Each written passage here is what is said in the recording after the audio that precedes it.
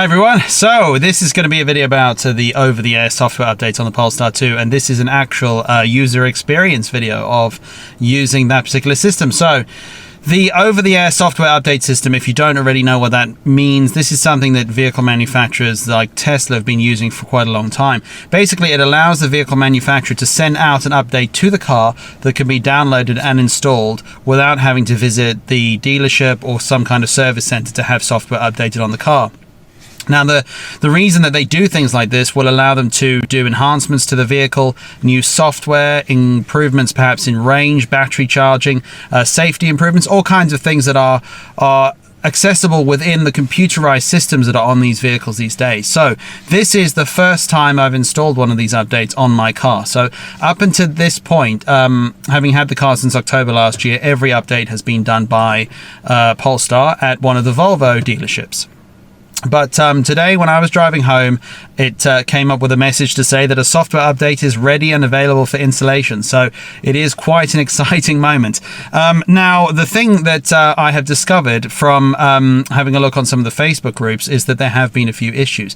I believe some people have had problems with the software update, and it seems to be that this information floating around is that you should do it when you've got 40% plus battery state of charge, and to not have your car plugged in while charging. Now, I don't know if this is fact or not. That is what apparently is being said, but well, it's worth doing that. So I've got 47% battery charge and I'm not plugged in, and I'm going to go ahead and see what happens once I install this update.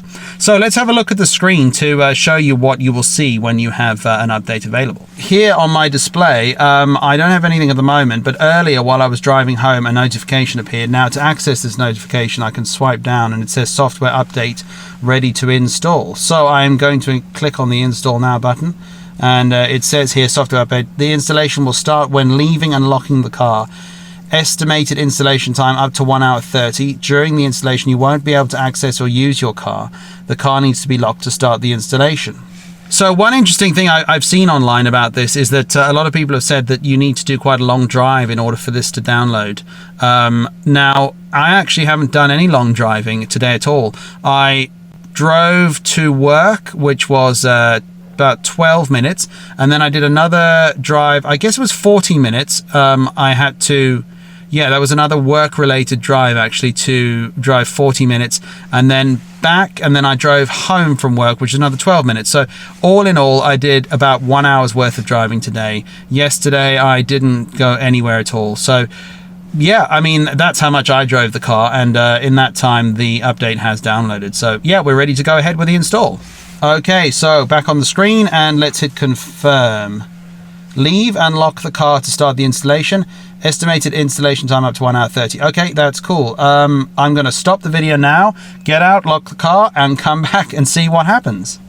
Okay, so I'm back in the car and just jumped in, turned it on, and as you can see, it took a little bit of time to start up the screen, and then a message appeared saying that the software update was successful, which is a good result. And then having a look on the About page, you can see the information here that you see after the update is complete. Now, the interesting thing is I was already on a more recent version of the software because I had Android 10 showing, and I also had the LTE at the top left. And that is an update that I actually had done by Polestar at Volvo a few weeks ago. They very kindly agreed to do it at the dealership because I was having a lot of issues connecting to Wi-Fi and 4G that just hadn't been working properly for quite some time, and that update sorted out those problems. Now, the interesting thing is that I can only assume that then the LTE display worked, and I had no further problems with the internet on that side. But so I guess the over-the-air update offered some additional changes, perhaps some other elements of software on the car. And the thing is, from this you can't really tell what's been done, although you do see certain obvious changes that are more to do with the display, and I'll show you those in a second. But in terms of what's actually happened behind the scenes with the other onboard computers that are on the Polestar, there's no real way of knowing what's happened there. That's kind of a back-end thing that you don't see any information on. So what's actually changed on the display that we can see? Let's have a quick look. So you can see here that that's the data, the information page. I've just turned the car on, but there's no, again, oh, there we go, LT's back. It's kind of on and off. But one very obvious thing that has changed is this over here. If you go to network, you can see now you've got car sim data and you've got Wi-Fi. That's a slight change, and for a lot of people this update has fixed some of the Wi-Fi issues that people were having. Another one that's fairly obvious is sound experience. Now it has a surround option. I've tried that out a couple of times. I don't really like it. It kind of makes the sound kind of weird, but I guess if you like that sort of surround kind of emulator that gives you a more spacious feel to the audio, then that might be good for you. But other than that, there's actually not that much that's changed, to be honest, on the actual display system. But yeah, so we'll have to see how that pans out over the coming weeks. Perhaps the most important thing, though, for many users that have had this OTA update installed might be an improvement in the range and charging performance. So I have seen some videos. Chris Reefer in Norway, he did a charging test recently and he got over 150 kilowatts on that charge, which is great because I haven't seen anyone achieve that yet. And in terms of consumption, I have done a couple of consumption tests and it was better, yes, for sure.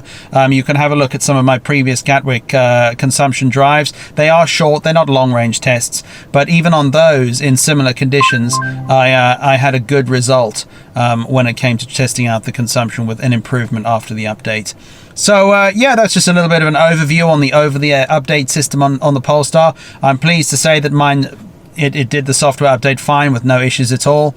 And yeah, if you could subscribe down below, like, any comments, that's always great, and I'll be back again with another video very soon. Thank you.